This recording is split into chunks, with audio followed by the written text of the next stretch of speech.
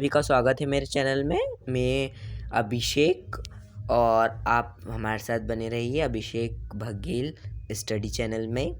हम पहले ही 6 chapter upload कर चुके हैं। आज हम 7 चैप्टर पढ़ेंगे। मेरी किताब मैं रोज़ वीडियो अपलोड करता हूँ आप सभी के लिए, ताकि आप अच्छे से पढ़ सकें। माँ ने वीरू को संदेश देकर अपनी बहन के पास भेजा। अब माँ ने वीरू को एक संदेश दिया। संदेश मतलब आदेश दिया कि जाओ अपनी बहन के पास भेजा। अब मौसी ने प्यार से वीरू को अंदर बुलाया और बैठक में ले गए।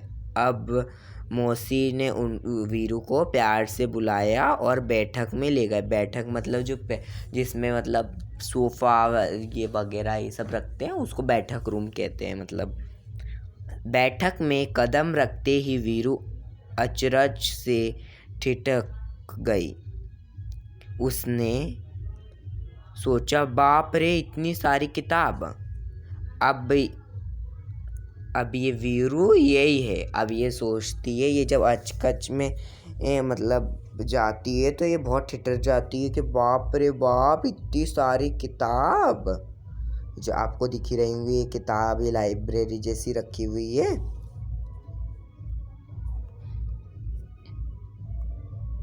चैप्टर 14।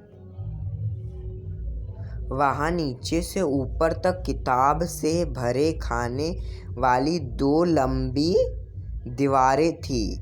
वहाँ आंखें फाड़े देखती रही। अंत में उसने साहस करके पूछा, क्या आपके पास बच्चों के लिए भी किताब है? मौसी ने कहा, हाँ, यह देखो, यह वाला।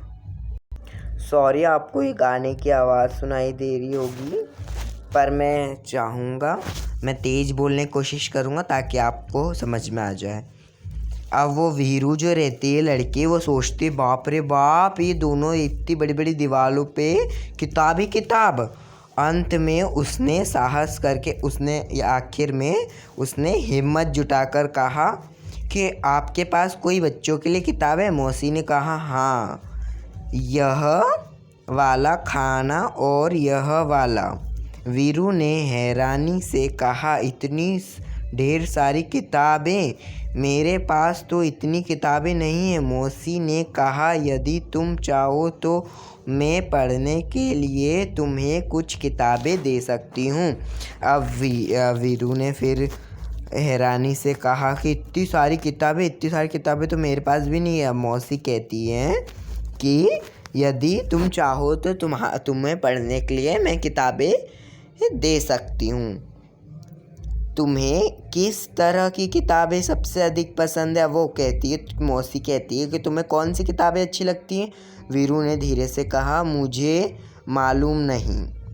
मौसी ने एक किताब निकालकर वीरू को पकड़ाई और कहा, तुम यह किताब पढ़कर देखो।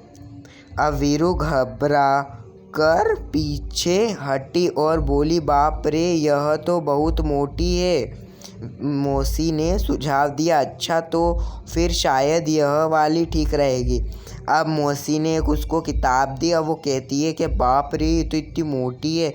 तो अब वो मौसी ने फिर दूसरी वाली किताब दी। तो अब वीरू बोली, यह बहुत बड़ी है, मेरे बस्ते में नहीं आएगी। अब वो वीरू कहती है कि ये किताब तो बहुत बड़ी है, मेरे बस्ते में नहीं आएगी। पतली है पर ये बहुत बड़ी किताब है, मेरे बस्ते में ही नहीं आएगी। मौसी ने एक तीसरी किताब दिखाई और इसके बारे में क्या ख्याल है? वीरू ने किताब के पन्ने पलटे और यह फैसला किया, इसमें पढ़ने के लिए बहुत कम है, इतनी छोटी छोटी तस्वीरें, और यह किताब बहुत पतली है। अब मौसी ने तीसरी किताब दी तो अब उसके वीरू ने पन्ने पलटे। अब वीरू ने इसके किताब के पन्ने पलटे तो उसने देखा कि ये तो बहुत छोटी किताब है और इसके बड़े बड़े पन्ने, मतलब लंबे लंबे पन्ने हैं, पर इस पे छोटी छोटी सी तस्वीरें बनी रखी है। मौसी ने कहा, वीरू, मुझे तो लगता है कि मैं तुम्हारे लिए किताब नहीं चुन सकती। ऐसा करना, अगली बार जब तुम आओ तो अपने साथ एक फुट्टा लेती आना। फिर वीरू ने पूछा, फुट्टा क्यों? मौसी हंसकर कहा, तुम्हें जितनी मोटी किताब चाहिए तुम नाप कर ले लेना, ठीक है न? वीरू ने माँ के भेजे गए कागज को मेज पर रखा और भाग खड़ी हुई।